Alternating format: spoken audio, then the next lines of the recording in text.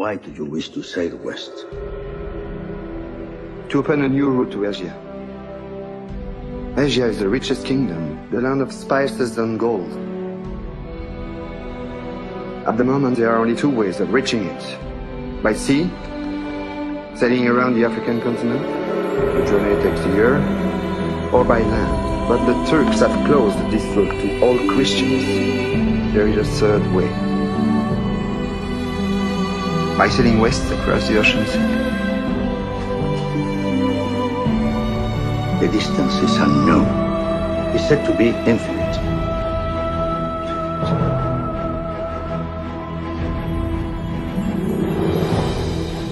Superstition. I believe the Indies are no more than 750 leagues west of the Canary Islands. Can you be so certain? The calculations of Toscanelli, Marin de Tir, Esdras. Esdras is a Jew. So what's worse? 2 minutes, and already you're a dead man. For telling the truth? Yes. You are burning people for less.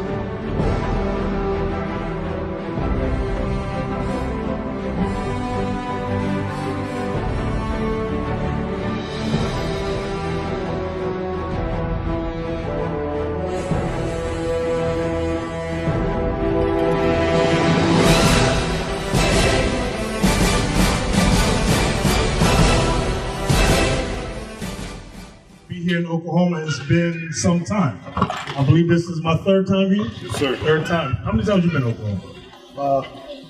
No, This your first time here? not my first time. Second time? No, not my first time. My third time, third or fourth time. Fourth time. I like what I'm seeing. I see the school being decorated. Brothers and sisters in order. It's a wonderful, wonderful thing. We got a lot to cover today. So get your Bibles, pens, and papers. The Bible is the oldest records on earth. And yes, older than the Gilgamesh epics, but the Gilgamesh epics are not historically accurate. Somebody will think, well, the Gilgamesh epic is older than that. Give me Isaiah 34 and verse 16, please. Isaiah chapter 34 and verse 16. Seek ye out of the book of the Lord and read. So we've been commanded to seek ye out of the book of the Lord and read. The book of the Lord is the Holy Bible. Not the Gilgamesh epics, not the Quran, not the Book of Mormon, not the writings of Confucius or Buddha, not the ISIS papers, but the Holy Bible. Read it again. Seek ye out of the book of the Lord and read.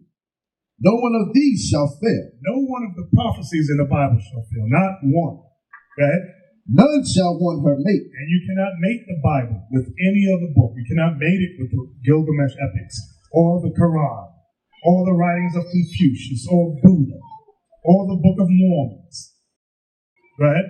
For my mouth it hath commanded, and his spirit it hath gathered them. So from there, give me Ecclesiastes 12 and 12. I'm going to show you the problem with blacks and Latinos. What is our problem as a people? We have a big problem in that we're not seeking out of the book of the Lord. We are reading every other book but the Holy Bible. And when we read the Bible, we tend to read it through the eyes of our oppressors. That has been the problem from day one. This is why most of us believe that Jesus Christ is a Caucasian man. You ask our brothers and sisters scattered, what did Christ look like? They all say a Caucasian man. But nobody has biblical evidence on it. Why? Because they have not read the Bible through Israel's eyes or God's eyes. They've read the Bible through the eyes of their oppressor. Read that for me. Ecclesiastes 12:12. Ecclesiastes chapter 12 and verse 12. And further, by these, my son, be admonished. Of making many books, there is no end. Of making many books, there is no end. That's why the books I named earlier, you're going to continuously have books written about God in the Bible. Right? And much study is a weariness of the flesh. Much study of those other books, God says, is a waste of your time. Right? Let us hear the conclusion of the whole matter. Fear God and keep his commandments. For this is the whole duty of man. We have never learned our purpose on earth. Read that bottom precept again. Fear God and keep his commandments. For this is the whole duty of man. So the whole duty of man is to fear God and keep his commandments. That is our purpose on earth. We've never learned that. We grow up in society with no destiny. God is giving us a calling, and we have a chosen and elect destiny as his chosen people. So from there, I'm going to start off, and I want to look at some slides. I want to start off with a slide of 2nd Ezra 13. Who's controlling it? You got it? Is room go? Oh, okay. There's a lot of misunderstandings about how the indigenous peoples came throughout the Americas. There are a lot of books out there about how the Latinos came to this side of the world. A lot of misnomers about the Bering Straits. We're going to go show you through what the Bible says about the migration here. Remember, 722 was the Assyrian camp. That's when they went into slavery. Around 580, something like this young man said, is when they were being released from under Persia. Yeah, everybody got that? Sure. Alrighty now. So now let's start with the first slide of the 2nd Ezra chapter 13. Let me take a look at it. Okay. John 8:32, you shall know the truth, and the truth shall make you free. This is what our people have not known for past 500 years. From 1492, with the conquest of the Americas, we as a people have not known the truth. Come on. 2nd Ezra 13, start at verse 40. 2nd Ezra chapter 13 and verse 40. Those are the 10 tribes which were carried away prisoners out of their own land. Now, it says 10 tribes because the tribe of Dan was included in the registry. Everybody understand that? Yes, sir. Go ahead. Those are the 10 tribes which were carried away prisoners out of their own land in the same time of O'Shea the king. In the time of Hosea the king. Go ahead. Whom Salmanassar, the king of Assyria, led away captive. Now, what time period was that? Brothers? Anybody know? 722. See, I gave you the opportunity to redeem yourself. That was around 722. Go ahead. And he carried them over the waters. And some came, they into another land. Another land was the land of Assyria. Go ahead. But they took this counsel among themselves, that they would leave the multitude of the heathen. Now notice verse 40 is talking about them going into slavery. Verse 41 is them talking about leaving slavery. So guess what? You have, what's 722 to 586? You can do the math. 140 something years. You got 140 something years later between them two verses. Read verse 41 again. Verse 41. But they took this counsel among themselves, that they would leave the multitude of the heathen and go forth into a further country where never mankind dwells. So in verse 41, who was the king at that time that released the Israelites from captivity? Yes, you.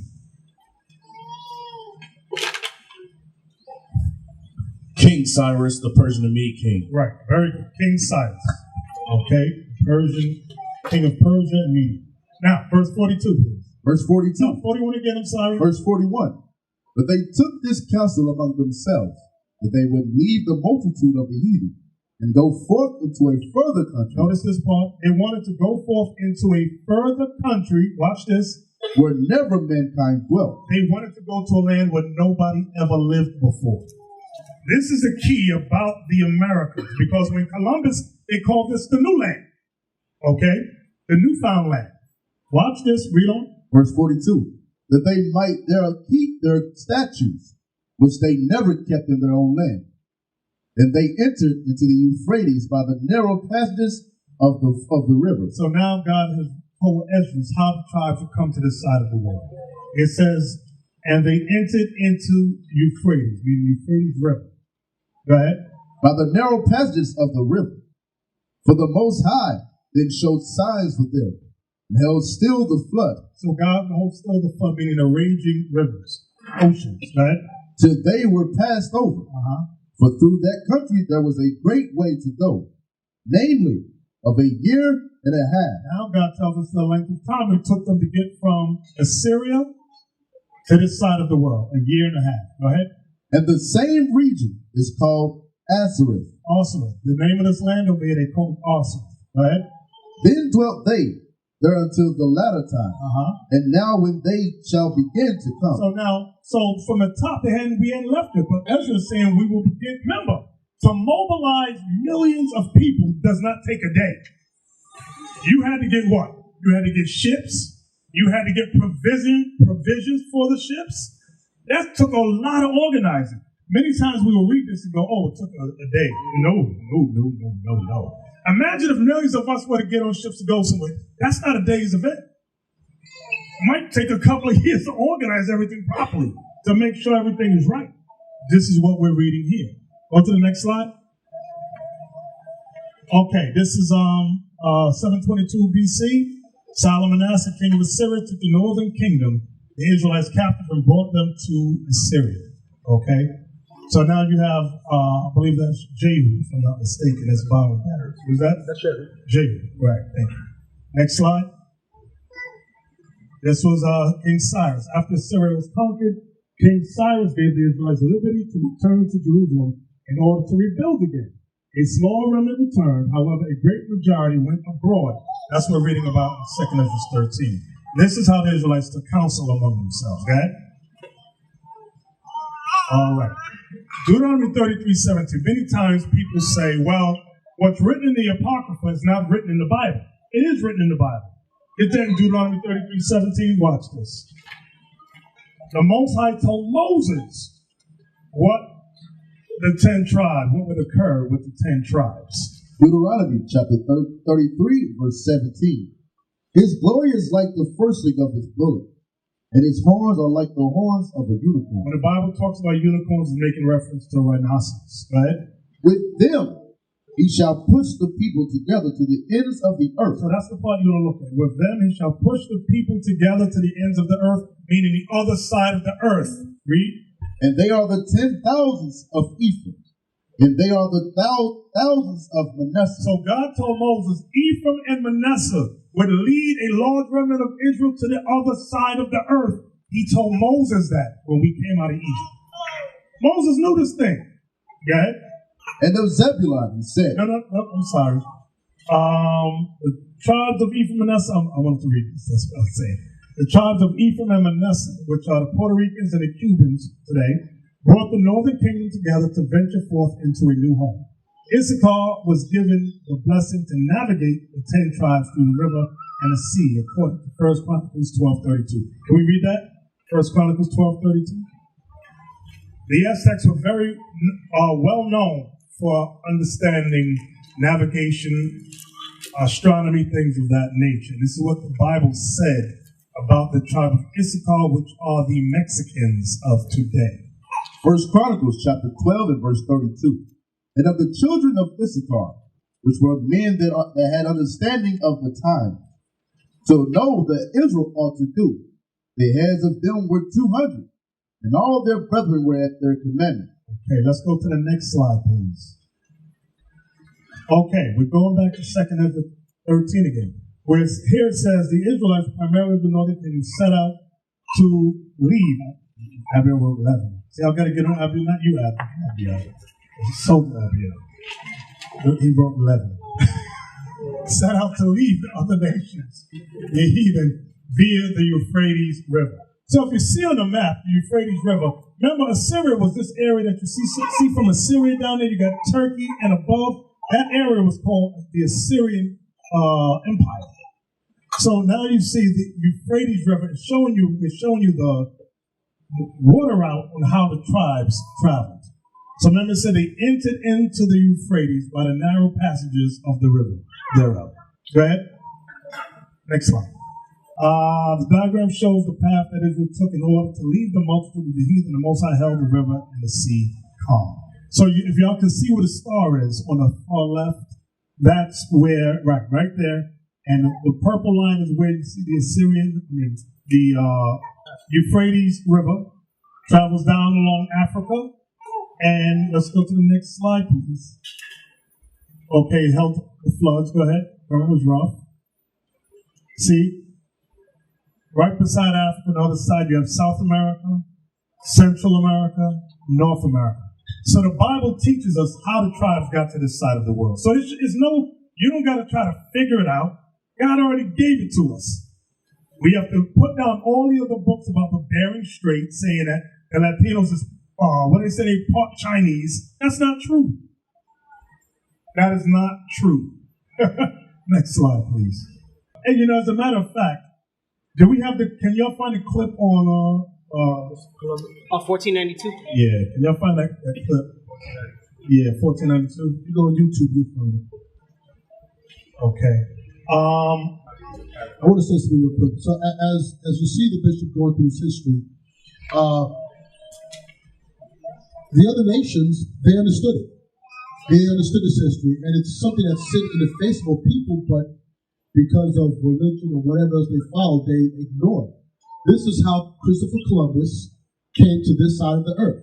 Remember, at that time, allegedly they thought the earth was flat, BS, but they knew. Christopher Columbus said, I read the prophet Ezra, so we're going to watch it. And they put in movies for you all to see, for us to see, but old people don't pick up the Bible, don't read, they're not educated, and they're not taught to the Israelites, so they wouldn't investigate. But then the nations knew that, and they used it to come to this side of the earth.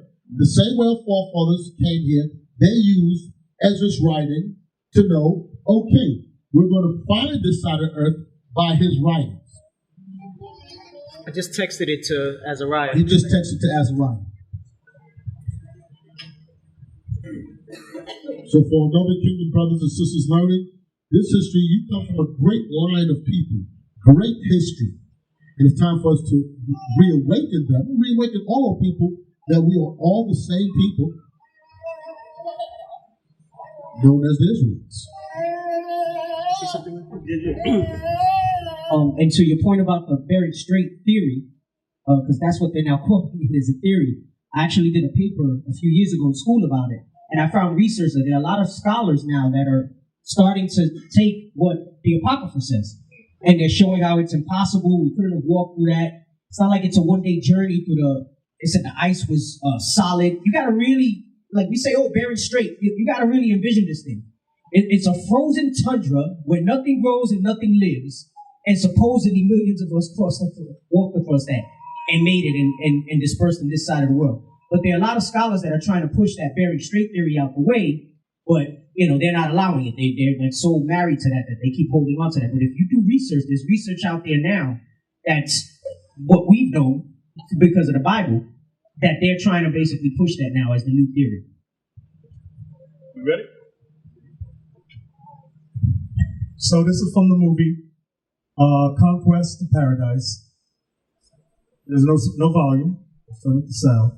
If y'all can get this movie, it's called 1492, Conquest of Paradise, starring Jean-Luc Depardieu, a famous French actor. Let me know when the volume's ready. Okay.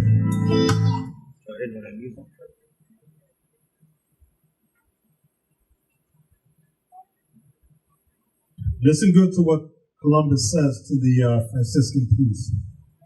Abio. Yes, Jeremiah. Shalom, Bishop. Shalom. Also, with that Bering Strait theory, they also call it the Clovis Land Bridge.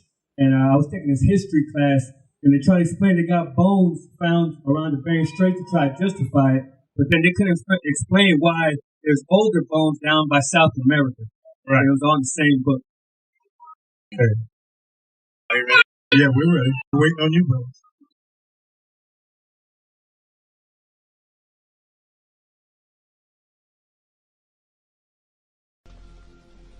Why did you wish to sail west? To open a new route to Asia. Asia is the richest kingdom, the land of spices and gold. At the moment, there are only two ways of reaching it. By sea, sailing around the African continent. The journey takes a year. Or by land. But the Turks have closed this route to all Christians. There is a third way. By sailing west across the ocean sea. Can you pause that for a second? He said, go back to the map real quick. By sailing west. By sailing west. Can you back to that map real quick? They think the Bible is a book of fairy tales. I don't know what. Go back over right there by sailing west. Now, mind you, if you go, you see where the pink is at up there. Just point to the pink area. Okay, west of there would be where? Go west. No. Go west to the left. Sailing west will bring you into where? Into the Americas, right? Okay, go back and play the clip now. Go back just a couple seconds.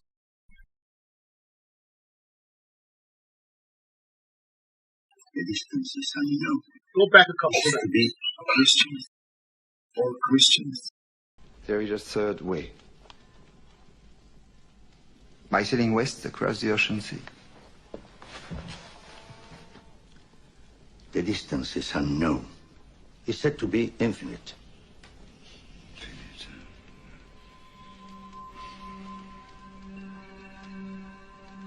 Superstition. I believe the Indies are no more than 750 leagues west of the Canary Islands. How can you be so certain? The calculations of Toscanelli, Marin de Tir, Esdras. Esdras is a Jew. So what's worse? 2 minutes, and already you're a dead man. For telling the truth? Yes. We are burning people for less. The men you're about to confront have no emotion. So we saw that. So he said, by the calculations of Esdras. And the priest tried to say, well, Esdras was a Jew. Remember, there was an inquisition against the Jews during that time. So Columbus came back and said, well, so was Christ. He was a Jew. So they cut the argument. But the point of the clip is that the scholars know that the Indians on this side of the world, how did Columbus know there was another side of the book of Esdras? And the book of Esdras tells you the 10 tribes of the nation of Israel are over here. So that's why when you read many books, Columbus did not come by himself. He came with military. He came with an armada. He came with what they call conquistadors. Why? Because he was coming to conquer. He was not lost. Oh, I'm confused. Well, is this India? Did that mention anything about India? So the scholars put things in movies, a little bit of knowing that we're going to be asleep. Then we go to school and say Christopher Columbus discovered America. He got lost on the way to India and he found it by accident. That's a lie. That's how they keep us stupefied, dumbed down. The Bible is the greatest history book on earth. And it's our book. Okay, let's go back to the slides now. Let's see what slide. We were at Arsworth, right? We were looking at that slide of Arsworth. Right there. You know, I can't see. Can somebody read that for me? Somebody that's next to it. Arzareth, the name of the land beyond the great river, far away from the habitation of man, in which the 10 tribes of Israel will dwell, observing the laws of Moses until the time of restoration. According to 4th Esdras, chapter 13, verse 45, Columbus identified America with this land. So you'll see that, and this is taken from the Jewish Encyclopedia. They know blacks and Latinos, we will not pick up the Jewish Encyclopedia to read it. They'll give us ghetto books, dumbed down books, and talk about how we were savages and all of that. And we go, we needed the white man's technology. No, the Bible, this Jewish Encyclopedia, that's when me and y'all was out back in the day, would go to the bookstores. We would never go to the black sections or we'd go right to the Jewish section. And they would say, what are you doing here? Are you sure you want this section? This is the section we want to be in. Because we knew the history, the important stuff was in the Jewish section, not in the black section or the Latino section. That's where you get lies all up in there. Let's get the next clip. Say the next clip. Next slide on there. Okay. Hosea's prophecy. Hosea 10. Give me that, Hosea. I think it's chapter 11, verse 10. Is it chapter 11? Remember, Columbus said by sailing west, right? That was the third route. Is it Hosea 11 and 10? I'm shooting from the hip. They should tremble. They should walk after the Lord. Yeah, 11 and 10. Is that it? Hosea chapter 11 and verse 10. They shall walk after the Lord. He shall roar like a lion. When he shall roar, then the 10 tribes shall tremble from the west. He didn't say then the 10 tribes. And then the children shall tremble from the west. Then the children shall tremble, meaning the children of Israel shall tremble from what? the West. The reason you want that verse is because, remember where were we at originally? The East. How did we get to the West? Meaning the Western Hemisphere. The Bible's telling you that the Israelites would be on the Western Hemisphere on this side of the world. Everybody with me so far? Sure. All right, all praise. Let's get to the next slide. Okay. Hosea's prophecy and further northern kingdom went off into idolatry. This is what happened when you read many of the history books about written by the conquistadors under Ponce de Leon. You have Hernan Cortez, that demon. He wrote about how the Aztecs and the Incas were dealing with idolatry, witchcraft, demonic rituals. Next slide. Give me Hosea chapter 8, verse 13. When you examine the pyramids throughout Mexico, Peru, they are very similar in structure to the pyramids in Egypt. And many times people say, oh, aliens came down and built. No aliens, nothing. These were the Israelites. The reason you have pyramids in Egypt and pyramids throughout Mexico and Peru is because the same people built them. Watch this. Read that, Hosea 8:13. The book of Hosea, chapter 8 and verse 13. They sacrifice flesh for the sacrifices of mine offering. Now, when you read the history books along in these temples, where they had the great steps leading up, Hernan Cortez chronicled, many of the Jesuit priests chronicled that the Aztecs, the Incas, were sacrificing people in these temples. So read this again. Verse 13. They sacrifice flesh for the sacrifices of mine offering, and eat it. And what? And eat it. And eat it. Go ahead. But the Lord accepted them not. Now will he remember their iniquity and visit their sin. They shall return to Egypt. When it says they shall return to Egypt, it means they shall return to captivity. That's all that means. Next slide. Okay, these are some of the drawings that the Jesuits had done regarding the Aztecs and the Incas and what they witnessed. And they show you many horrors that was amongst them, dealing with cannibalism. That's what we just read in Hosea 8:13. Next slide, please. Okay, y'all see these are these were photos taken inside some of the temples, many things written on paper. Next slide. Okay, these are more drawings. Next slide. Hosea chapter 8, verse 14. For Israel hath forgotten his maker, and builded temples. See that? And buildeth temples. That's what I was making reference to earlier about the temples throughout Mexico and Peru. You got the Aztecs erected pyramids like their forefathers did in ancient Egypt. And now some of these Mexican words I cannot pronounce. Tio, if you do not pronounce them, this is God. Them right there on the slide. Teotihuacan. I see all these X's. I can't pronounce this stuff. Do you know how to pronounce it? No. See, you've been around Judah too long. Teotihuacan at Yuxmal, Tocana, Chiapas, Pico de Oaxaca, Tikal, and Guatemala. Okay? So you have many temples. So the Bible prophesied that we would build temples. Okay? Not aliens would come build temples. The Israelites would build temples. And it said, for Israel hath forgotten his maker. We forgot the truth of who we are. We forgot the one true God. Next slide. Okay, here's some photos now. I can't pronounce that word. Teotihuacan pyramid today. We need, Lord's will, we take some trips out there, right, Captain Joshua? Captain Parr? Yes, sir. Let's go. Next slide. This is Uxmal. Forgive me if I'm mispronouncing it. Uxmal pyramid today. Go ahead. These are temples. Chiapas temple today. Next slide. Tikal in Guatemala today. Okay. Go ahead. Next slide. Okay, let's go to Lamentations chapter 5. So the history of the Latinos, the indigenous peoples of the Americas, is in the Bible. You will not find this history in your Christian churches. Don't waste your time. The churches were established to do the same thing the school system was established to do, dumb us down and make us slave workers. wage workers. Wage slaves, thank you, I like that. Lamentations chapter 5, verse 1 and 2. The book of Lamentations, chapter 5, verse 1. Remember, O Lord, what is come upon us. Consider and behold our reproach.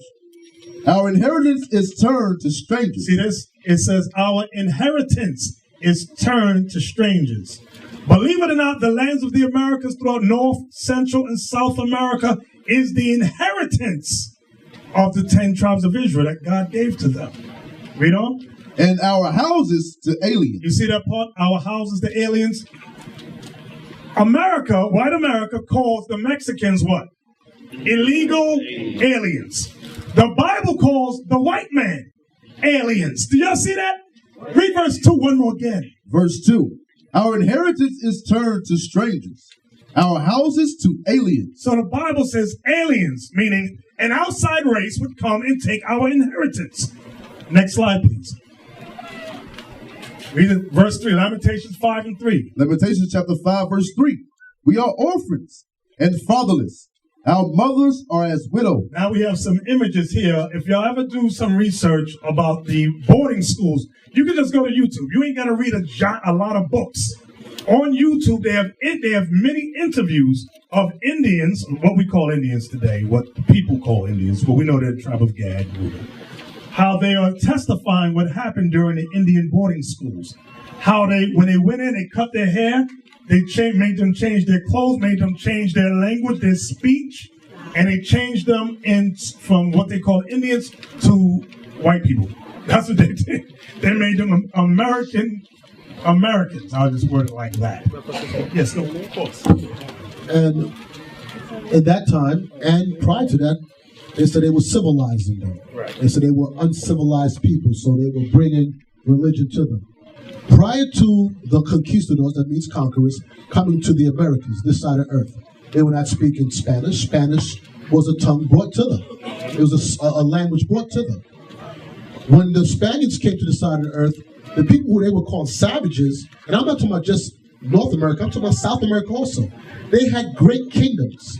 They had vast land. They had running water into their cities. I mean, you understand, back then, it wasn't like today. They had hundreds of thousands of people living in cities where they had irrigation, water flowing in, and sewage flowing out. So they weren't savages running around with a loincloth, jumping from trees, selling lands for beads. They were teaching us that in this time period to make the so-called Hispanic men look like savages. Like they make the black men, they look like what? Like pimps and drug dealers, like we don't have homes and families and take care of ourselves. So we can look to the other nations as the epitome of all that's right. What separates the so-called Hispanic man, so-called black man, and so-called Native American Indian man? What? Borders? Borders and what else? So-called, The language. Languages. We were all enslaved by so-called white Frenchmen, white Spaniards, and white Englishmen. We're all in the slums and ghettos today. Why? Because we disobeyed God's commandments. What's happening now is God is raising back up his prophets in the earth because the churches can't do it, or they can't do it.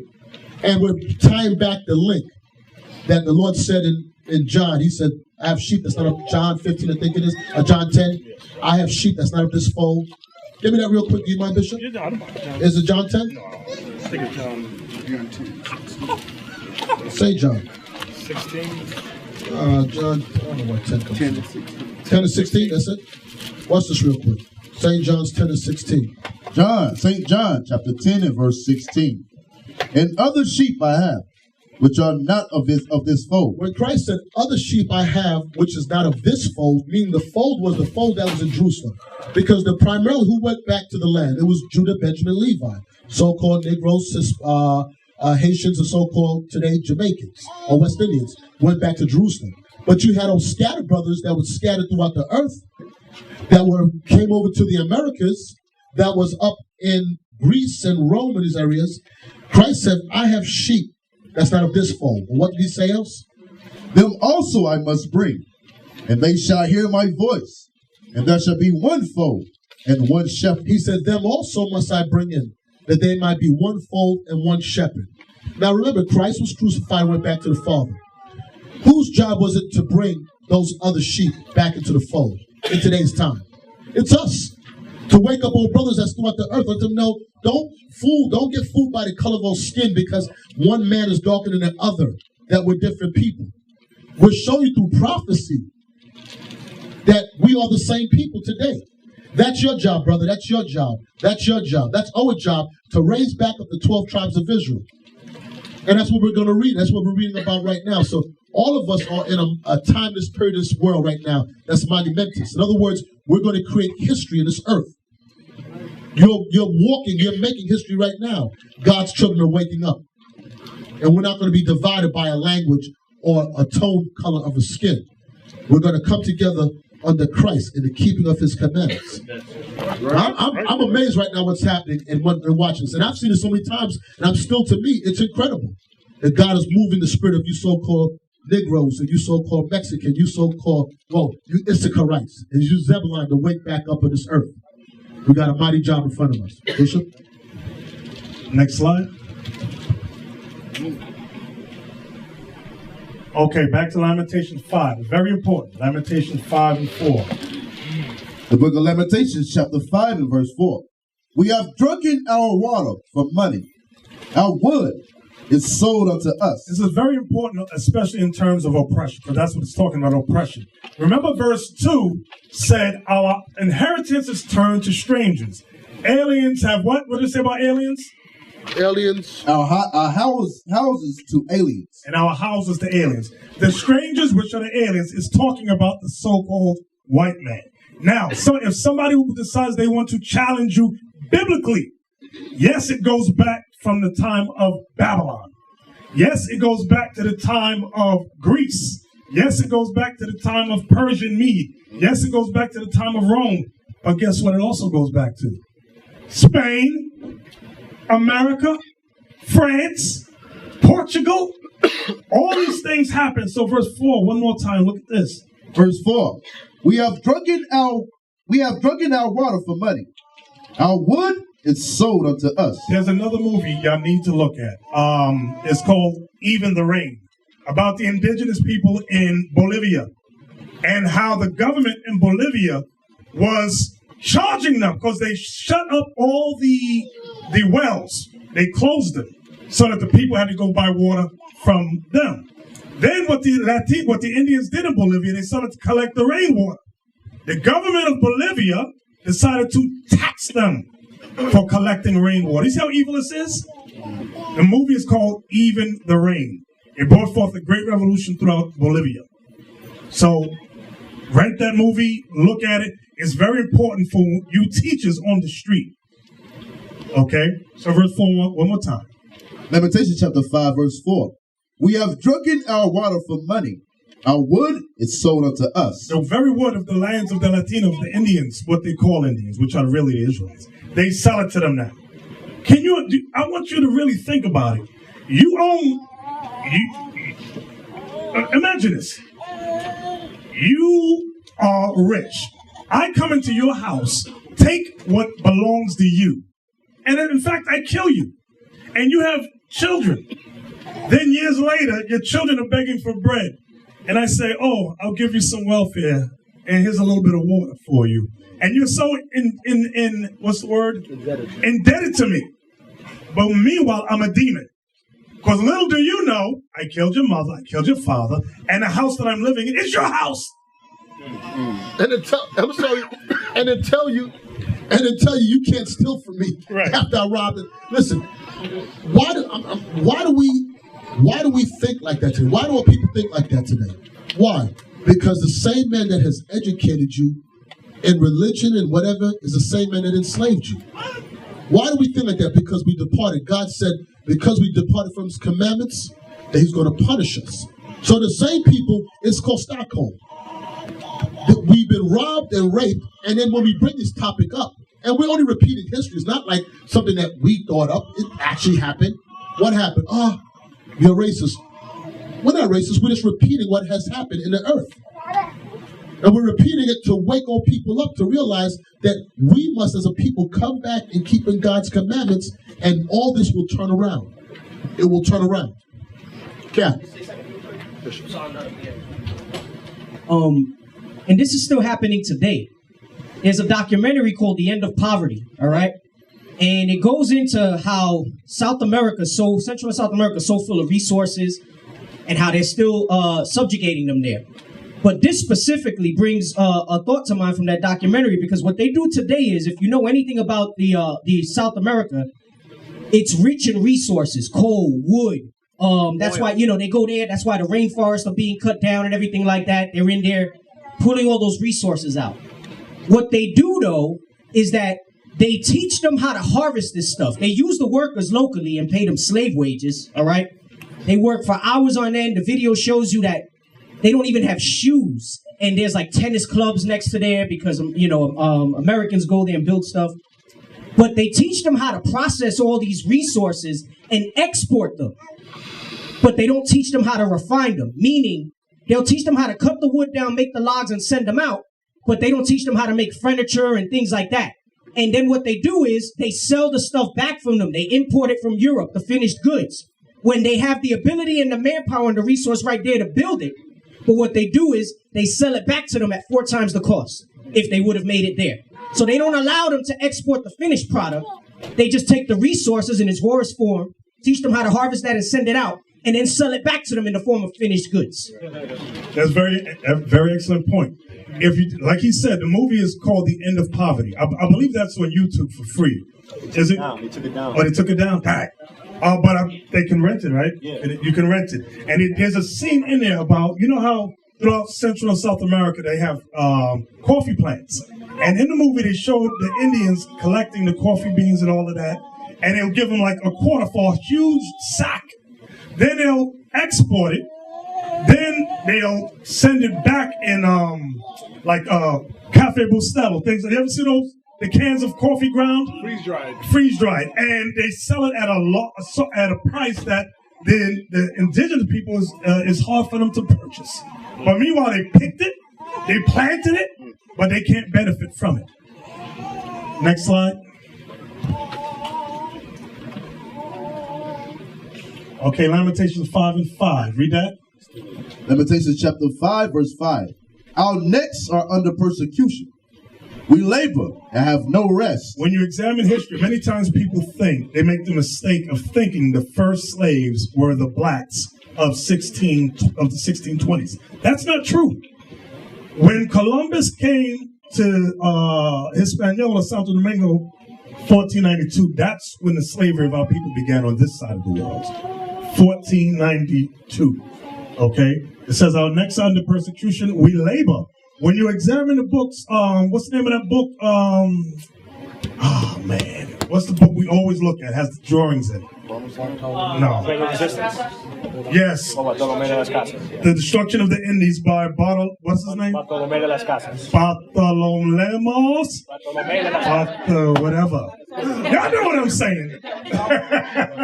But in it, they show you how the Spaniards forced the Indians to slave labor for them, to collect gold. And if you did not bring back X amount of gold, they not only cut your hands off, they will cut your nose off. Can you imagine that? Your mother's nose getting cut off her face because she didn't bring back X amount of gold. Or your father's hands being chopped off. This is what look at the chronicles of the conquistadors. They show you the Jesuit priests took very good notes on what happened. Next slide. Next slide. Abiel, next slide. Okay, verse 6. Read that for us. Lamentations chapter 5, verse 6. We have given the hand to the Egyptians and to the Assyrians. So notice when it says we have given the hand to the Egyptians and to the Assyrians. Remember, the book of Lamentations was written by the prophet Jeremiah.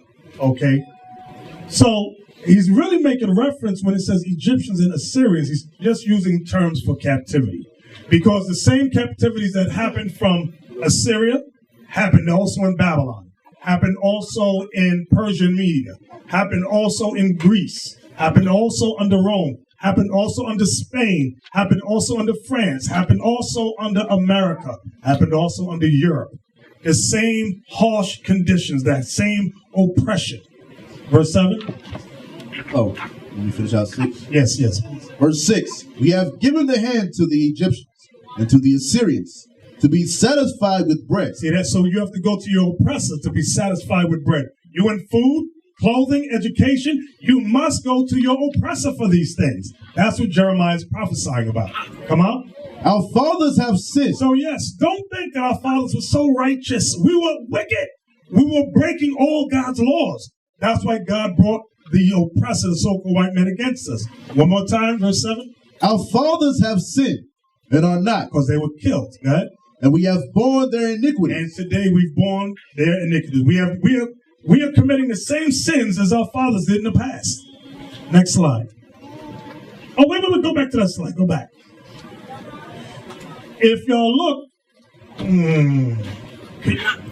you see the Jesuit priest on the left, and you have, I believe, which king is that? Where's Josiah at? Oh, he's talking. Atahualpa, thank you, that's his name. And he has the Christian cross up to his face, wanting him to accept Christianity for a less painful death. And he asked if I'm not mistaken, he asked the Jesuit priest, when you die, where will you go? He said, in heaven. And then the king of Atahualpa, he said, then I'd rather go to hell. He said, wherever you go, I don't want to be with you. Next slide, please. Okay, Lamentations 5 and 8, please. Let's read that. Lamentations chapter 5, verse 8. Servants have ruled over us. See that? Servants have ruled over us. That's how important our people are. We are not the servant. We might look like we're servants today. We are God's chosen people. And as God's chosen people, the prophecy says that our servants have ruled over us. That's right. The white man is our servant. That's right. I want y'all to understand that. This is Bible talk. This ain't coming from hate talk. This is Bible talk. It says servants have ruled over us. Go ahead. There is none that doth deliver us out of their hand. There is none that doth deliver us out of our hand, out of their hand. All the great leaders throughout from North America. Remember, you had great black leaders that rose up. You had civil rights movements. You had not just, we always talk about the Panthers. We always talk about SNCC. We always talk about, give me some more, the Nation of Islam. But there were others. You had AIM, the American Indian movement, under Leonard Peltier. You had the Brown Berets, which were the Mexicans, who wanted to join with the Black Panthers to rise up against the oppression. Nobody talk about that either. There were many, many great Latin revolutionary groups who were sick and tired. Yes. Young Lords. Come on. The Young Lords. You can say it on the mic. Oh, you ain't got a mic? No, I got a mic. The Young Lords. Yes. Also, they were the Ephraimite, the Puerto Ricans. That's right. Exactly. The Young Lords, which were the Puerto Ricans. Exactly. Come on. Verse 9. We get our bread with the pearl of our lives because of the sword of the wilderness. Right. Next slide. Go ahead. Read. Verse 10. Our skin was black like an oven because of the terrible famine. Right. And that's twofold meaning there. Because yes, we were going through a famine. Yes, like this was the what is that called? The Trail of Tears. Okay, under Andrew Jackson. That demon. Okay, right. I was here in Oklahoma. All right, and they were starving us, our people out. Next slide. What? It stretched from Florida to Oklahoma. Yeah. The Trail of Tears stretched all the way from Florida to Oklahoma. They made them walk. Exactly. Next verse. Verse 11. They ravished the women in Zion and the maids in the cities of Judah. So that's why I want to go back to the history. You have to know. The lamentation, Jeremiah was prophesying what Babylon would do. And remember, watch this. Deuteronomy 28, is it 46? To let you know it's not just talking about Babylon. Watch Deuteronomy 28, verse 46. Watch what it says. Deuteronomy chapter 28 and verse 46. And they shall be upon thee for a sign. Meaning all the curses that would come upon our people would be upon us for a sign that we are the Israelites. Right? And for a wonder. And for a wonder. And upon thy seed forever. See that part? And upon our seed forever. So it didn't just happen under Babylon. The same wicked oppression happened under Persia Media, happened under Syria, happened under Greece, happened under Rome, happened under Spain, happened under America. Everybody understand that? Yes, sir. All right, next slide. Lamentations 5 and 12, please. Read that. Verse 12. Princes are hanged upon their hand. Read it again. Princes are hanged upon by their hand. Princes are hanged up by their hand. Go ahead. The faces of elders were not honored. Now, if you notice the slide on the left, what the conquistadors did from Hispaniola, Central America, North America, they rounded what they call the Indians up by 13s. And said it was in honor of Christ and the apostles. Because remember, you had 12 apostles, Christ made 13. So they would hang them up by 13s, okay? Like you see the one facing to the far right on that slide. That one would be in the position of Christ, and he's facing the other 12. See that right there? Yes, yes. This is what they did. You have to look at the histories of what they did to us. Then the babies of the Latino women, what became a Latino, they would smash upon the rocks. See that one? These are drawings that the Jesuits did, and they would light us fire under our feet and kill us like that. But if you talk about this, they say, oh, you're racist. No, we're telling you Bible truth. We're telling you historic, accurate facts. It's not based upon hatred, it's based upon truth. Bishop. And the facts that we're telling is facts that they recorded. Right. We didn't record these facts. We were the ones getting hung. It was them themselves who kept records. That's why when you read Bartolomé de las Casas' books and his writing, those was actually his diaries that he wrote. It wasn't a fictionary tale. He was writing his day in, day out life and what he was visually seeing with his eyes going on. So when you know what, a lot of times, as the bishop was saying, when you bring out these points, they want to disregard or label you as a racist or a hate group or whatever, because they don't want to deal with the truth of the fact of their history. And the only reason we bring it to light for is so old people are educated to understand what happened to them, and then make you go back and look at yourself based on God's words of who you are. You understand the parallel that the bishop is making with the Bible and actual accounts, showing you that the Bible is a true book because they acted out what God prophesied was going to happen. Everybody understand that, right? Yes, sir. All right, good. Hey, real quick, get Deuteronomy 28. Deuteronomy 28, verse 46. The bishop just read this a second ago. Deuteronomy chapter 28 and verse 46. Come on. And they shall be upon thee for a sign and for a wonder, and upon thy seed forever. Upon thy seed forever. These curses were put upon us. Why? Because we broke God's laws. These curses located in Deuteronomy, the 28th chapter, pinpoint who the children of Israel are. Read verse 47, because sometimes it seems whenever we bring out, like we're going through right now, this Bible truth prophecy showing you who the real Jews are, who the real Israelites are, our people find it hard to believe. We've been destroyed that much to where we're showing you the history, historical facts. We're showing you in the Bible. Everything is lining up. But still, our people have a hard time digesting the fact that they are the greatest thing on this earth. Verse 48. Verse 48. Come on. Therefore shalt thou serve thine enemies, which the Lord shall send against thee, in hunger, Come on. and in thirst, and in nakedness. This really happened. We were forced to serve our enemies, the Bible said.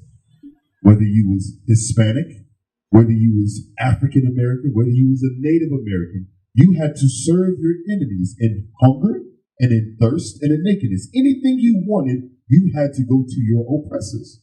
Go ahead. And in want of all things. Read. And he shall put a yoke of iron upon thy neck. This is why we received yokes of iron around our necks, because they wanted to control us. They had to control us to keep us from trying to fight back, to struggle. So they broke us down. He's going to put a yoke of iron on our necks until what? Until he have destroyed thee. Until he have destroyed thee. That's why it's so hard trying to get our people to wake up. Blacks, Hispanics, and Native Americans, when you actually bring out historical facts, they think it's too good to be true. No, that can't be us. We read about all the people of color in the Bible, and they still think, oh, there's no way. I've been watching the Charleston Heston films all my life. Jesus has been white on my wall since I was a little boy. But yet and still, the Bible tells you what Christ looked like and who you are. We got to come back to this Bible. That's all I have, sir. Let's go to the next slide. Okay, Lamentations 5:13, read that. Lamentations chapter 5 and verse 13. They took the young men to grind, and the children fell under the wood. When it talks about they took the young men to grind and the children fell under the wood, it's talking about slavery. That's what it's talking about. Grind means work. They made us labor for them. We were the first, what's that term? The first commodity on Wall Street. We were the laborers to bring forth white wealth of today. We were the workers, the indentured servants, not even indentured, the enslaved servants. They weren't indentured. They took the young men to grind, and the children fell under the wood. Now, these are also, again, drawings of how they made the Indians carry wood for them, for the white man. How they made us labor. And they put, look at the yokes on the left. See, do me a favor, point to the on the left. See, there's a big chain of wood down, down, down, down on their necks to keep them bound to each other. See that right there? Yes, that right there. They've had them bound by their necks, like we were just reading Deuteronomy 28 about the yokes of iron. Okay? So this is what we're seeing here. Okay? Next one. Next slide, please. Verse 14. Verse 14. The elders have ceased from the gate, the young men from their music. Okay, give me the next slide. You see the next slide? That's the last one. Oh, that's the last one. Okay. From there, give me the next section of slides of Deuteronomy 28. Now, are they able to see this on Periscope? Well, I haven't seen nothing on Periscope. Oh, not on Periscope? Okay. We got to figure that out. Turn it towards you. Yeah, how about we do that? Next slide, not that one. Okay. We were talking about Deuteronomy 28, making mention of it. Now we're going to go through it. Okay. Deuteronomy 28 is the chapter called the blessings and the curses. From verse 1 through 14, when we came out of Egypt, Moses told our forefathers, if you keep God's commandments, all these blessings will come upon you and overtake you. When you get to verse 15, there's a big but. But if you break God's commandments, these are the curses that shall come upon you. So we obviously are not living under the blessings right now. So we want to focus on these curses. This is what we want to read now. Deuteronomy chapter 28 and verse 15. But it shall come to pass, if thou wilt not hearken unto the voice of the Lord thy God, to observe, to do all the commandments and his statutes, which I command thee this day. Here it comes. That all these curses shall come upon thee and overtake. So that's the part we want to look at. That all these curses shall come upon us and overtake us. Why? Next slide, please. Verse 16 continues, then cursed shalt thou be in the field. We always talk about the cotton fields. We got to start talking about those sugarcane fields throughout Brazil, throughout Colombia. We rarely talk about those things, but that's what was happening to us. Yes. I'm glad you said that too, because and the banana fields in Central America, in Honduras, there's a small town called Taylor, and that's where my mother grew up. And the United Fruit Company came into there, built houses for the people, and put them to work there, and stripped the land of its natural resources. And after it depleted the land's resources, they pulled out. It crippled that town. They stayed there for about maybe 50 years and literally raped the country, raped that town, just raped it. And after it pulled out, took their money, and the whole place is desolate right now. Desolate. Wherever, and make it clear, wherever Esau, or the white man, has gone, he has raped every land he has put his hand throughout South America. It's amazing that people are so dumbed down because of religion that you cannot see. Name a country, name anywhere in South America. Who controls South America? Not the natives of the land. They have raped every land, any place they touch, they have spoiled. They have spoiled the land for their own benefit. and leave the native people of the land, and they went to Africa and did the same thing. They have raped every land. That's why, who's the president in South America that died? Chavez. He was so adamant against America because he knew what they were doing. He won no part. He called Bush the devil. You see, he knew what they were doing. And they, you know what? When you speak up against them, then you become the axis of evil. When you speak the truth of what they were doing, they wanted to control their own economy, control their own resources. They would not allow that. So it says, "Cursed thou be in the field." The Lord said that because God said, because you did not want to serve me, you so-called Negro Hispanics, now you're going to serve your enemy. I'm going to explain why it says your enemy. Anybody that sells you to slavery is your enemy. They're not your friend. Friends don't sell friends into slavery.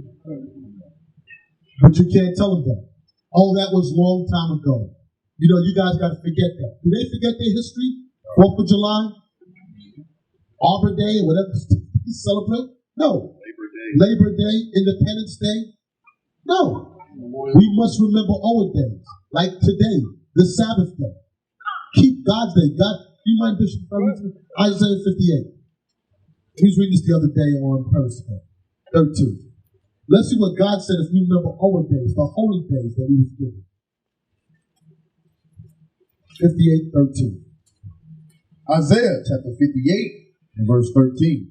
If thou turn away thy foot from the Sabbath, from doing the pleasure of my holy day, from doing thine own pleasure, that's what it says. Thy pleasure on my holy day, from doing your pleasure on his day, you know, and call the Sabbath a delight, the holy of the Lord, honorable, and shalt honor him, not doing thy own ways. You know what your own ways is? Is today, the Lord's day, you're out there barbecuing. You're out there playing basketball. The Lord is asking one day that you put aside everything and you come and serve me. And in return, what is God giving us? Read. Nor finding thine own pleasure, nor speaking thy own words. Then shalt thou delight thyself in the Lord, and I will cause thee to ride upon the high places of the earth. God said he will bless us and put us back in rulership if we do what? Apply his law. So when we said curse in the field, God cursed us because he gave us everything and we chose, we were not satisfied. We wanted to learn the ways of the other nations. We wanted to follow their customs like Christmas and Easter and Halloween, pagan, witchcraft. And they taught us and fostered us in religions. They forced it upon all people. Like the bishop was showing you about that man, what's the state? Yeah, that man, I can't pronounce his name. That they were forcing, you understand, Christianity wasn't something that you chose to follow. It was forced upon you. You had a choice. Either you serve the white image of the lie, Caesar Borgias, or we will kill you. It wasn't something that you chose today. We willingly celebrate or follow these days. But God said we were going to be cursed in the field because of our disobedience. And that's why we don't control none of our resources today. Can I say something? And to your point, Bishop, when you're talking about, we got to remember these things, I want to bring out 2 points. That things like this are still going on. Because oftentimes we'll talk about the historical aspect of it and say, right, it's easy for us to, well, not us, but it's easy for people to say, oh, well, that was then, this is now. 2 points I want to bring out. The first one is specifically in Puerto Rico, and Domino Sugar built its syndicate, its sugar syndicate, all right? There was a man by the name of George Allen, who was the first governor of Puerto Rico after the Spanish fought with the U.S. and took it away in 1898. And he went in there within a year, changed all the policies. Now, this isn't right. Slavery is abolished, right? There's no slavery. He went in there and changed laws, changed regulations, and set everything up so that it could be like what we read in Lamentations. And he built what Domino Sugar that you use today was built off the back of so-called Puerto Ricans. All right? He raped and spoiled that land. And if you look at Puerto Rico today, the effects of what happened not 100 years ago are still affecting them now. The economy's going down the drain. And as a commonwealth, the U.S. isn't doing anything to help it. Supposedly it's property, but it's not doing anything. People are leaving the island in droves because there's no work. The tax rates are incredible, all right? They had them there in a form of slavery.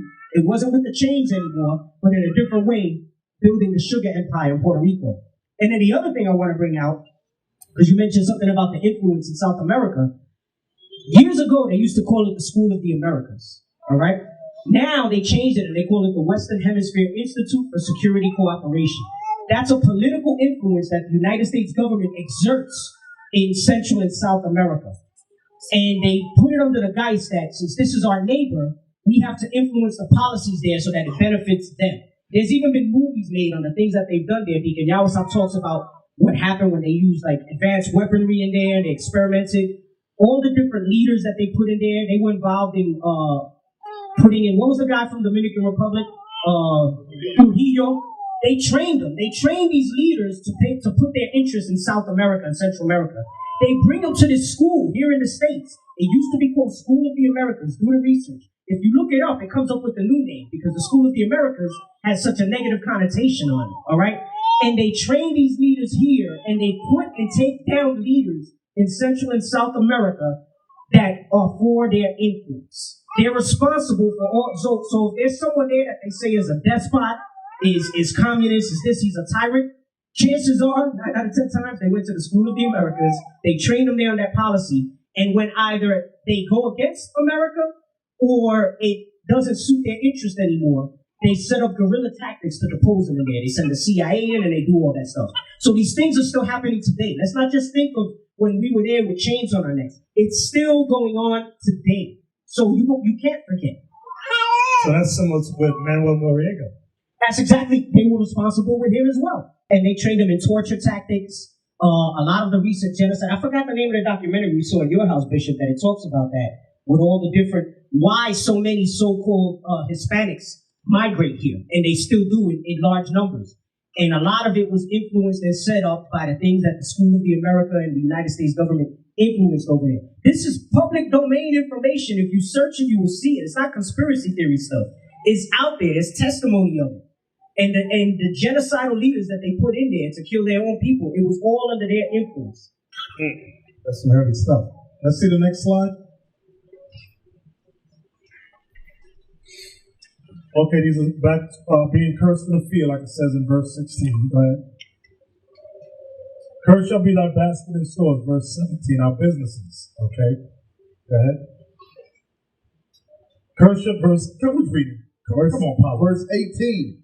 Cursed shall be the fruit of thy body, and the fruit of thy land, the increase of thine kind, increase of thy cattle, and the flocks of thy sheep. And the word kind, K-I-N-E, refers to cattle. Go ahead. Curse. Next slide. Go ahead. Verse 19. Cursed shalt thou be when thou comest in. Cursed shall you be when you're born, when you come into earth. And cursed shalt thou be when thou goest when you out. Go out. You're born a slave, you die a slave. Born a nigger, die a nigger. Born Hispanic, you die Hispanic. Never knowing the truth of who and what you are. Never knowing your true history. Come up. Next slide. Verse 20. The Lord shall send upon thee cursing, vexation, and rebuke, in all that thou settest thine hand unto for to do, until thou be destroyed, and until thou perish quickly. So meaning destroyed as a people, destroyed as a race, destroyed as a nation, right? Because of the wickedness of thy doing. Why? Why were we destroyed as a nation? Because of the wickedness of thy doings. Don't think we were righteous people. That's why I took us earlier. Remember we were reading about in Hosea 8, verse 13 and 14 about the pyramids throughout Mexico and Peru. They weren't being righteous over there. They were sacrificing each other. So we were doing many of the same evil things our ancestors did. So God said, I'm going to raise up other nations against you. So here we are, under America, the United States of Babylon. Come on. Whereby thou hast forsaken me. Next slide. Okay, these are examples of cursing, vexation, and rebuke. Go ahead. Next slide. Okay, cursing, vexation, next slide. All right, verse 21. Verse 21. The Lord shall make the pestilence cleave unto thee, until he have consumed thee from off the land, whether thou goest to possess it. So when you read the history about the Aztecs and the Incas. It wasn't so much the Spaniards or the conquistadors that conquered them initially, but it was pestilence. It was disease. It was things like smallpox and other plagues that the Bible prophesied the Lord shall make the pestilence cleave unto thee. Like they gave blankets filled with smallpox to the Native American Indians. Got them sick. That's how they were able to conquer us. Just like, guess what? You might read that and go, well, that was back then. What about now? What about the Zika virus? Why is it primarily attacking people of South America? Zika, when you look up the Zika virus, it was patented in 1947 under the Rockefeller Foundation. How did it get out? How is it attacking the Latinos throughout South America? Making babies' heads not grow. Bodies are growing, but heads the size of golf balls. The AIDS virus, Ebola, all throughout under the CDC, Center of Disease Control. Is that the right name? Yeah, Center for Disease Control. Yeah. Yes. Next slide. Like now, they want to give us all these vaccines. They said if you're in the 7th grade, they sent a letter to my house. Oh, you have to get vaccinated for this and that for my son. Then my daughter's in 12th grade. Oh, she got to get vaccinated for these 2 things. Ow! What is all these vaccines for? Ow! Now, think about this. This point you're making. Go back and what's that verse again? The verse before? Verse 21? Yeah. Verse 21. The Lord shall make thee pestilence cleave unto thee, until he have consumed thee from off the land. The Lord said, and who's he going to do about the hand? Remember the Lord said that your enemies shall rule over you? He used your enemies to bring us diseases. Okay, yeah, you guys are just, this is just too much for me. You guys are just making this stuff up. Has nobody ever heard of eugenics? The bishop just talked about under the Rockefeller regime. He helped Margaret Sanger, that's named Sanger, right? Sanger. And the whole purpose behind the eugenics was to kill off the undesirables, which are you so-called Hispanics and Negroes behind it. Nobody heard of the Tuskegee experiment?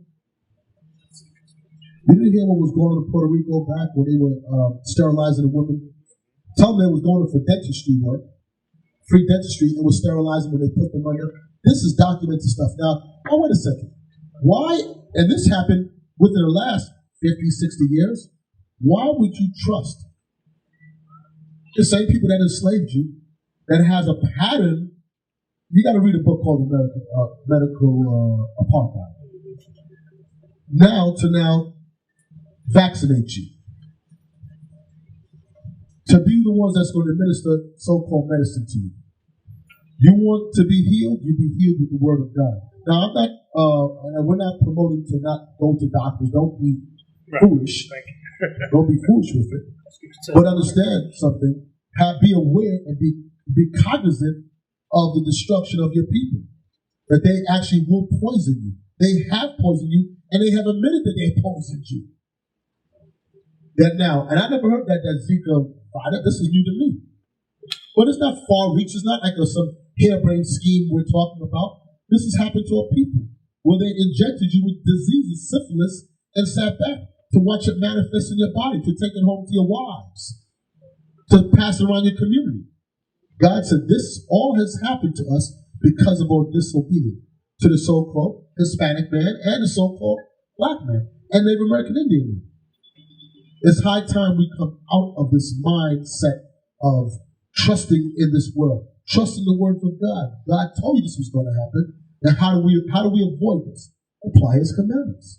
Plain and simple. That's the solution. Because we can talk about these things, but there's a solution to this. And it's a simple solution. Repent. Yeah. Next slide. Next slide. You see the next one? Okay, verse 28, verse 23. Read that. 20, Deuteronomy 28, verse 23. Verse 23. And thy heaven that is over thy head shall be brass, and the earth that is under thy feet, under thee, shall be iron. When you look at the movie Django, which came out, was it last year? A couple years ago. Or year before. They show you the slaves had those brass bells over their head, the runaway slaves. Like the first 2 photos on the left. Then with the scripture that says, your earth that is under thee shall be iron, refers to the iron shackles that was put upon us as well. So this verse here, just be cognizant that this is twofold. It goes into, yes, the blessing and curses of heaven and earth, no rain on your land and things of that nature, but also the enslavement of our people. Next verse, next slide, I'm sorry. Next slide. Next slide. Wait, go back. I like this one. Deuteronomy 28, verse 25. Read that, please. Verse 25. The Lord shall cause thee to be smitten before thine enemies. We were smitten before our enemies, before the conquistadors, before the English and the French. Go ahead. Thou shalt go out one way against them, and flee 7 ways before them. Watch this. And shall be removed into all the kingdoms of the earth. This is the part where a lot of people don't want to accept. Go to the next slide. Watch this. It says we will be removed into all the kingdoms of the earth. Now this slide right here is strictly the slave trade from Africa to the Americas. But prior to that, from 1492, there are documentations of Columbus bringing thousands of slaves from Hispaniola, Cuba, Ponce de Leon, Hernan Cortez to Spain. Nobody want to talk about that part of history, though. No, let's just deal with this part here, Los Negros. This is how they divide and conquer us. Next slide, please. Verse 29. Read Deuteronomy 20, verse 29. Verse 29. And thou shalt grope at noonday, as the blind gropeth in darkness, and thou shalt not prosper in thy ways. So the Bible says we will not prosper in our ways, meaning prosper as a nation of people. It's not talking about, many times you talk about that, somebody will go, you have rich blacks and rich Latinos amongst us, but those are individuals. The Bible's talking about us prospering as a nation. It says we would not prosper in our ways as a nation. Read. And thou shalt be only oppressed and spoiled evermore, and no man shall save thee. See that? And thou shalt be only oppressed and spoiled evermore. So the Bible's prophesying about the oppression of our people. So it's not hate speech. It's Bible truth, Bible talk. So now we talk about civil rights movement. Many of those images you see from the 60s is relevant for today. You see it in St. Louis. You saw it in Ferguson. You saw it in Baltimore. You see it in many places. Next slide, please. Okay, verse 30. Verse 30. Thou shalt betroth a wife, and another man shall lie with her. That's talking about when the white man was raping our mothers and our sisters. Go ahead. Thou shalt build an house, and thou shalt not dwell therein. Our people built up North America, Central America, South America, with fabulous homes that we were not allowed to live in. Go ahead. Thou shalt plant a vineyard, and shalt not gather the grapes thereof. The vineyards that our people have throughout Central and South America, even here in the North, we would not benefit from the grapes. When it's talking about grapes, it goes into the vegetables, the fruits, the things of that nature. Next slide. Read. Verse 31. Thine ox shall be slain before thine eyes, and thou shalt not eat thereof. Thine ass shall be violently taken away from thee, before thy face, and shall not be restored to thee. You see that part? Thine ass shall be violently taken away from before thy face, and shall not be restored to thee. Many times black people like to say, where's our 40 acres and a mule? The mule is the ass. The Bible says it will not be restored to you. Go ahead. Thy sheep shall be given unto thine enemies, and thou shalt have none to rescue them. Now you might think that's only talking about from the time of Jerusalem, but watch. Next slide. Do y'all see this? This is from the early 1700s, 1800s. How when they conquered the Americas, they took the cattle, the buffaloes, the oxen, and they were slaughtering them by hundreds of thousands. That's why in the images, if you can point, you have the white men standing on top of the skeletal remains of the oxen, the sheep, the goats. Go to the next, see the next one on the right? He's sitting on the hides, okay, of the cows, of the buffaloes. Next slide, please. Verse 32, read that. Verse 32. Thy sons and thy daughters shall be given unto another people. This happened with the blacks as well as the Latinos.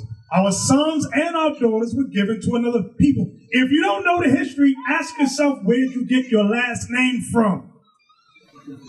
Read. And thine eyes shall look and fell with longing for them all the day long. Our eyes looked and fell with longing for the children all the day long. Come on. And thou shalt be no might in thy hand. We had no economic might or military might to recover ourselves as a nation. Next slide. Okay, verse 36. Read that. Verse 36. The Lord shall bring thee, and thy king which thou shalt set over thee, unto a nation which neither thou nor thy fathers have known. If you didn't realize it, we had kings amongst our people, like King Atahualpa, which was in Peru. We had kings throughout North America, Central America, South America, okay? Even from the coast of Africa, we had our own kings we had set up. The Bible says, the Lord shall bring thee and thy king, which thou shalt set over thee. When you read Christian commentaries, you teachers listen good. Christian commentaries will only go as far as talk about King Zedekiah under Babylon. When the Babylonian king conquered, was it Zedekiah? Yes. But it goes far beyond Zedekiah. That's why you got to know what happened after Zedekiah. What happened on this side of the world? The same curses. Read. And there shalt thou serve other gods, wood and stone. I said we would serve other gods, wood and stone. You have that famous stone statue of Jesus on the far right in Brazil. Our people down in Brazil honor that, worship this thing. But meanwhile, our people that's so busy praying to this idol are in the midst of the worst poverty on earth. You ain't seen no poverty till you go down to Brazil like that. Living in what's the name favelas. Of that movie? They call them favelas. Favelas? Yep. City of God. Look at the movie City of God. I must have seen that thing 5 times. Excellent movie. You just got to do a lot of reading because it's in Portuguese. You got to read the subtitles. But it's an excellent, excellent movie. They give yourself some visuals so you can understand what you're reading. Like, see the one in the middle? Many of our people today are wearing that. I know in New York, a lot of our Latin brothers are wearing that. So we will worship other gods made of wood, made of stone. On the left, you have a wood carving of the false image of Jesus. On the far right, you have a false carving in stone of the false image of Jesus. Next slide, please. Okay, verse 37. Read this. Verse 37. And thou shalt become an astonishment, a proverb, and a byword among all nations, whether the Lord shall lead thee. I want you teachers to understand this verse right here. This is talking about change of identity. And thou shalt become an astonishment, a proverb, and a byword, meaning you would forget who you are, you would forget your identity, you would forget your family name, your family background. Watch the next slide. These are astonishments. Look at our people today, walking with their pants below their butt. Our women, I won't even comment. Wow, what the hell is that thing right there? It's like a good God Almighty. Look at that thing. Let me see the next slide.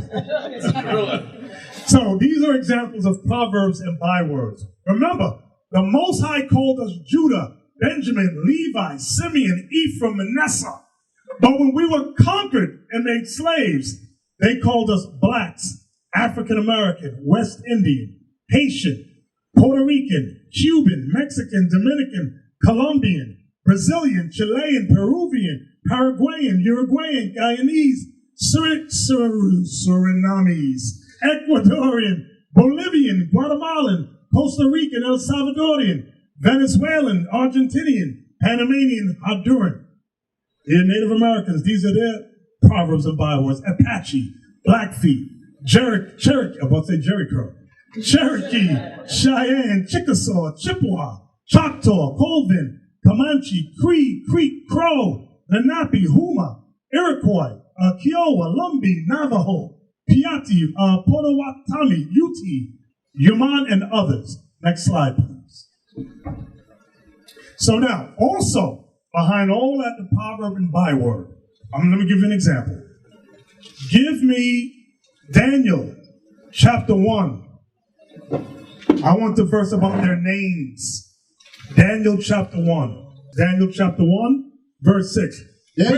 Hold on. With the proverb and byword, we discussed, I showed you proof of nationality change. Now I want to show you your family names were changed. Read that. Daniel chapter 1 and verse 6. Now among these were of the children of Judah, Daniel, Hananiah, Mishael, and Azariah, unto whom the prince of the eunuchs gave names. They gave us names. Watch this. For he gave unto Daniel the name of Belteshazzar. Belteshazzar, that was a god of Babylon. Go ahead. And to Hananiah of Shadrach, and to Mishael of Meshach, and to Azariah of Abednego. So when our people went into slavery, that's the proof. They changed our names. How does that relate to us today? All our names, whether your name is Johnson, Rodriguez, whatever funky little last name you got, it was given by your slave masters. Those are not our names, brothers and sisters. These are proverbs and bywords. Okay? Next slide, please. There we go. Yes, thank you. Okay, read verse 38 to 40. Let me see in Deuteronomy 20. Let's go back there. Deuteronomy chapter 28, verse 38. Thou shalt carry much seed out into the land, and shalt gather but little in, for the locust shall consume it. Thou shalt plant vineyards and dress them, but shalt neither drink of the wine. The worms shall eat them. Right. Now, this is very important. These are actual photos of our people throughout North, Central, and South America who were forced to work in these crops, but our people never benefit from it. And this is what Captain Yashua was talking about. Many of these things that we harvested for the white man were exported to other places, refined, and then sold back to us at an astronomical rate. This is what the Bible is talking about. Next slide, please. Next slide. Okay, verse 41, please. Verse 41. Thou shalt beget sons and daughters, but thou shalt not enjoy them, but they shall go into captivity. So this occurred to us from 1492 all the way through the 1600s. Go ahead, next slide, please. Next slide. Okay, verse 43. Watch this. 43. The stranger that is within thee shall get above thee very high. Remember when we fled out of Egypt? Other nations that was captive in Egypt fled out behind us. When we went in the wilderness, you had other nations among us, not in our midst, but on the outskirts of us. But God says to Moses, the stranger that is within thee shall get up above thee very high. This is why today, prophetically, the other nations come and far surpass us economically. The stranger that is within thee shall get up above thee very high. Read. And thou shalt come down very low. Look at the movie End of Poverty. It's a documentary. This will be the third time mentioning it. Write it down. The End of Poverty. It's a documentary. Next verse. He shall lend to thee. So the strange nations will lend to us. Come on. He shall lend to thee, and thou shalt not lend to him. We don't lend to the oppressors. We don't have banks and institutions like that to lend to him. Go ahead. He shall be the head. Now the nation shall be the head. And thou shalt be the tail. We the tail, meaning on the bottom. That's why I said when Moses is talking to us, he's talking to us as a nation of people, not an individual. For too long, we've thought of ourselves as individuals. We are not individuals. We are one nation of people. Our thoughts must begin to change and to think that and understand that. Because guess what? All the other nations deal as nations. Blacks and Latinos are the only ones that deal as individuals. That's why we never succeed as a group. Next slide, please. Verse 45, read that. No, verse 46. Read 46. Verse 46. And they shall be upon thee for a sign and for a wonder, and upon thy seed forever. So, in a slide clip, we have two pictures of signs. A sign is something that directs you. A sign is telling you something about either where you are, what you have to do, what you must do. So the curses of the Bible upon us are signs. Signs that we're what? Signs that we are the Israelites. Next slide, please.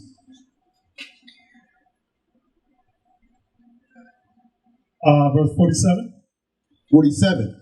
Because thou servest not the Lord thy God with joyfulness, with gladness of heart, for the abundance of all things. Now, this verse is many times we just read by that verse, but let's look at it. Because thou servest not the Lord thy God with joyfulness and with gladness of heart. Meaning we didn't want to celebrate his God's holidays and keep his laws. For the abundance of all things. See that part? For the abundance of all things, meaning God gave us the planet Earth to rule. But because we didn't serve him with joyfulness and gladness, we didn't, like, Bishop, can I pull Isaiah 58:13 about call the Sabbath a what? Delight. A delight. We didn't want to do that. We said, no, we want to celebrate Sunday worship. God said, send them into slavery. They're disobedient. Take the earth from them. Make them the scourge of society. Make them a reproach to all nations. Next slide, please. Okay, go back. Verse 48. We read this earlier. Therefore shalt thou serve thine enemies, which the Lord shall send against thee in hunger and in thirst and in nakedness and in want of all things, and he shall put a yoke of iron upon thy neck until he have destroyed thee. Here's some examples. Next slide. Okay, hunger. Some of you in here got an EBT card where you got to go purchase food from your enemies with your EBT card. Next slide. Thirst. We're reading about this in Lamentations. We got to get a water. The waters we got are my enemies. This is what the Bible's talking about. Next slide. Nakedness, meaning clothes. The clothes many of us got is made in China and Taiwan. Things of that nature. Some in Italy. Next slide, please. And in want of all things, meaning you want medicine, you want education, you want a home to live in, you want Social Security, you have to go to your enemies. So the Bible is so relevant today, it's up to us to make the Bible real to our people. Because they've been seeing the Bible as a myth, a fairy tale for too long. Next slide. These are the yokes of iron prophesied that would be upon our necks. Next slide, please. The Lord shall bring a nation. Come on, read that. Verse 49.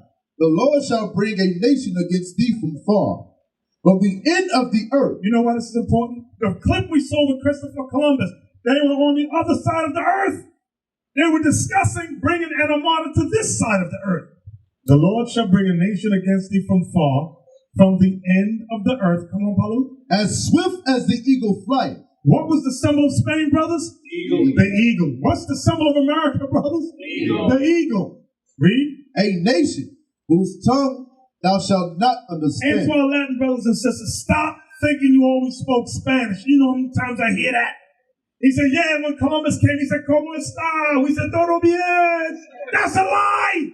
You didn't speak that language. And to prove that point, in that same book, Bartolomé de las Casas, what the Spaniards did, they did what's called a requerimiento, requirement. And they read it to them in Spanish. The book clearly says they read it to them in Spanish because they knew they couldn't understand Spanish. They knew we spoke Hebrew. And basically that requirement said that they were now taking over the Caribbean, our land. All right, so we never spoke Spanish. Never. That's why Columbus brought Hebrew translators like the brother brought out earlier. Oh, crazy. That's right. That's right. Next slide, please.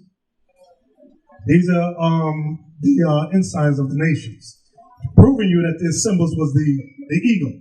That's why I said it wasn't for just Babylon, because you'll read many Christian commentaries that will just stick you from Babylon. They will never go through the Greek captivity or Rome. Well, some of them do Rome. They don't do Greece, and then none of them do the Americas. But these are the symbols, the eagle. Next slide, please. Next slide. No, I like this one. And read verse 50. Verse 50.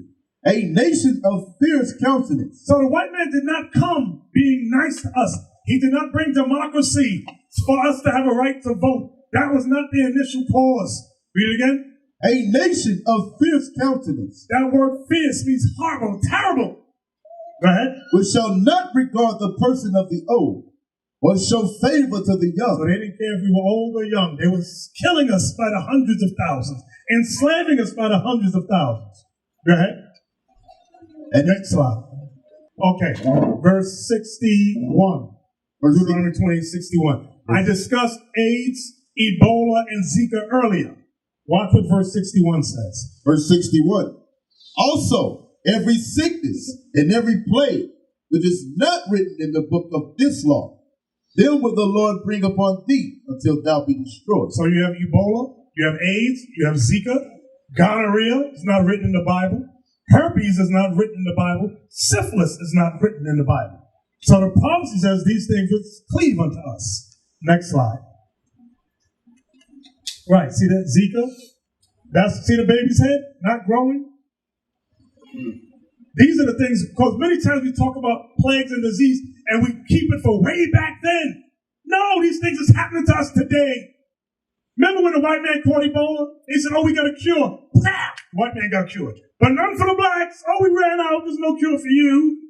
We died. Now you got our people in Brazil and Colombia, South America catching Zika. Oh, I don't know how it got out of the CDC. I'm confused. How did it get inside the mosquitoes? It's in the Rockefeller Foundation. That's what you can Google Zika virus, and it tells you when it was patented in 1947. So if you patented that thing, how did it get out in mosquitoes? It was not by accident. It's by design. Next slide. Okay, these are various plagues. Like diabetes is another plague. Next slide. Go back. I got to read this. Read verse 64. Go ahead. Verse 64. And the Lord shall scatter thee among all people, from one end of the earth even unto the other.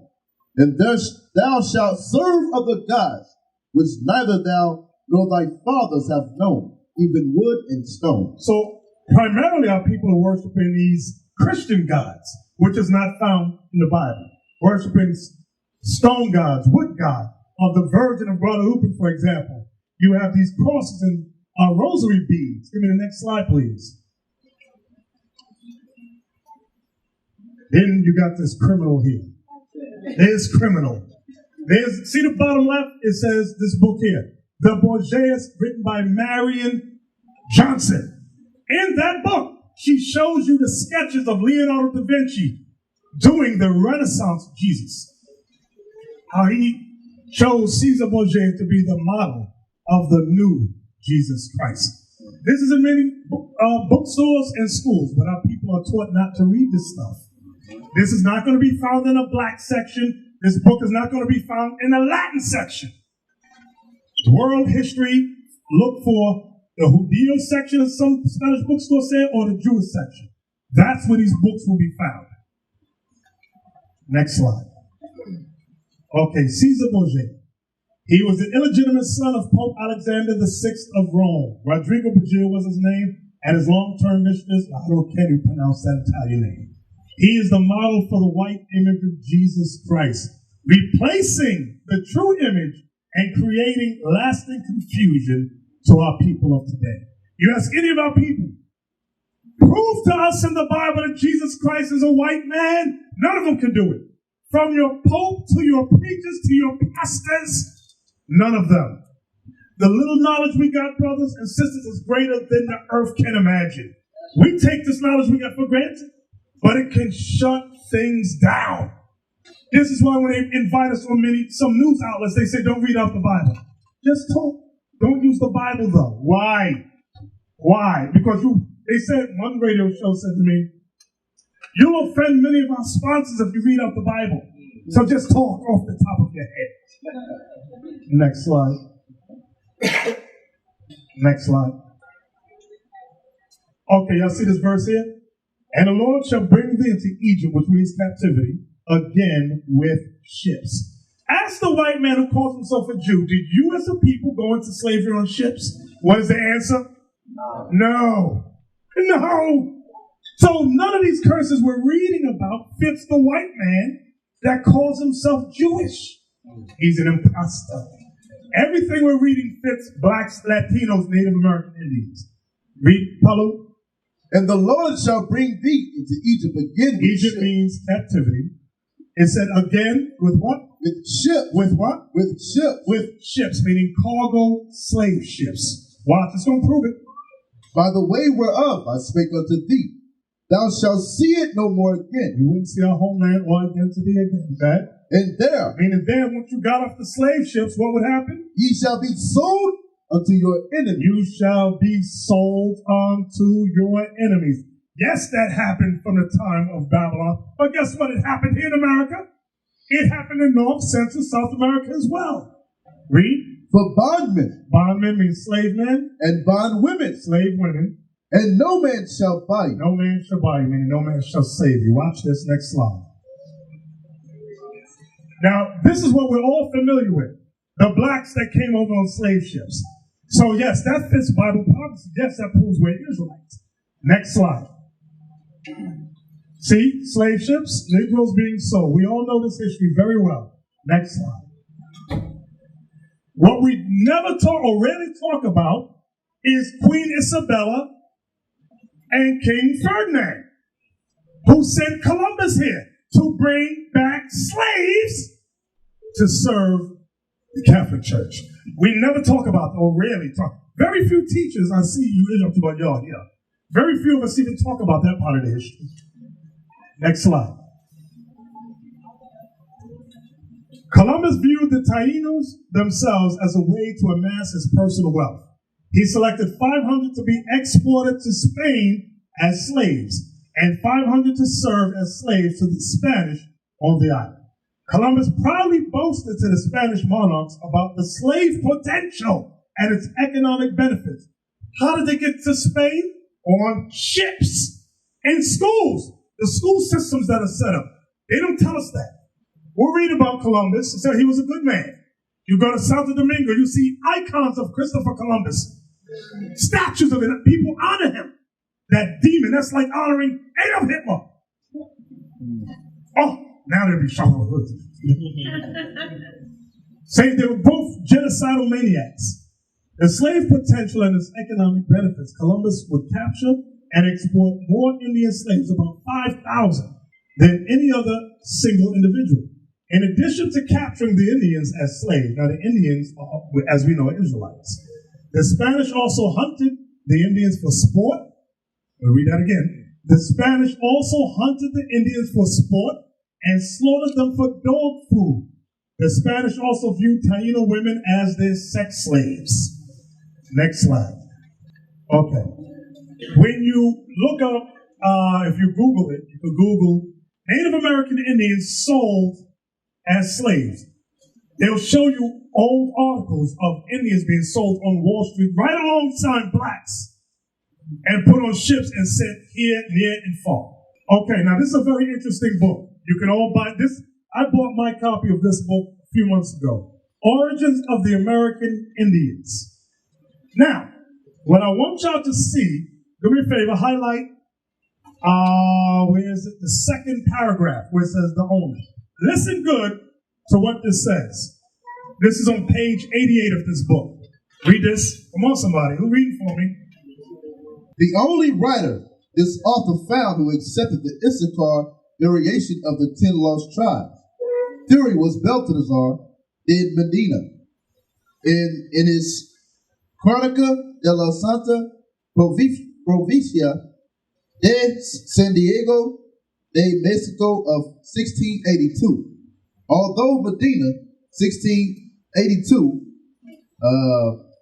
thought the South Americans and Yucatecans were descendants of the Gentile Iton, that's how you pronounce it, father of Ophir. Watch this. The Mexicans, The Mexicans, go ahead, are originally of the 10 tribes captured by Salmanasar. The Mexicans are originally of the 10 tribes captured by who? Salmanasar. Salmanasar. You read about that in Esdras. Watch what it says now. Of the family of Issachar. And they are the family of Issachar. So the white man put this together and knows the Mexicans descend from the family of Issachar. So many times people go, oh, we don't get the 12 tribe breakdown. We don't believe that. It's not just based upon biblical facts, but ancient historic records. Get the book yourself and read it. Now, Ronald Sanders chronicled the Spanish conquistadors' writings. That's what he did. Watch this, read. The woman got off and spoke to Francisco in an Indian tongue. That Montesinos could not understand. Watch. Although he could perceive that he was being identified in the conversation. She then turned to her male companions to explain the situation. Upon hearing her words, they rose, went over to Mentezinos, and to his utter astonishment, said, Shema, Yisrael, Adonai Elohim, Adonai Ehad. Hear, O Israel, the Lord our God, the Lord is one. So the Indians rose and spoke in Hebrew. Read. Narrative, as is that of his three mysterious new companions. They told him that they were themselves of the tribe of Reuben. They told him that they were of the tribe of Reuben. Go ahead. And that the tribe of Joseph lived. And that the tribe of Joseph, which is Manasseh and Ephraim, go ahead, on an island nearby. Or on an island nearby. Was that it? Yeah, that's it. Okay. So what I'm saying is the 12 tribe, as people call it, the 12 tribe chart, is based upon the Bible first and foremost. But we have documentation to justify what we're saying. When you get these other idiots, oh, I don't accept them. No, I don't accept that. I don't care what you accept. We're going to tell you what God says.